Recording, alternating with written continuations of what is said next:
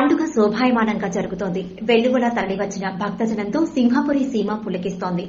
రాష్టంలోని వివిధ జిల్లాలతో పాటు రాష్టేతర ప్రాంతాల నుంచి వచ్చిన భక్తులతో బారాషాహీద్ దర్గా, స్వర్ణాల చెరువు పరిసర ప్రాంతాలు కిక్కిరిసిపోతున్నాయి. మూడో రోజు పెద్ద సంఖ్యలో ప్రజలు స్వర్ణాల చెరువులో రొట్టెలు మార్చుకున్నారు. వివాహం, సంతానం, ఆరోగ్యం, ఉద్యోగ రొట్టెలు దక్కించుకునేందుకు పోటీపడ్డారు. గంటల తరబడి క్యూలైన్లలో ఓపిగ్గా నిరీక్షించి అమరవీరులను దర్శించుకుని మొక్కులు చెల్లించుకున్నారు. రొట్టెల పండుగ సందర్భంగా స్వర్ణాల చెరువులో మంత్రి పొంగూరు నారాయణ రాష్టాభివృద్ది రొట్టె పట్టుకున్నారు. రాష్టం అభివృద్ది చెందడంతో పాటు ప్రజలంతా సంతోషంగా ఉండాలని ఆకాంక్షించారు.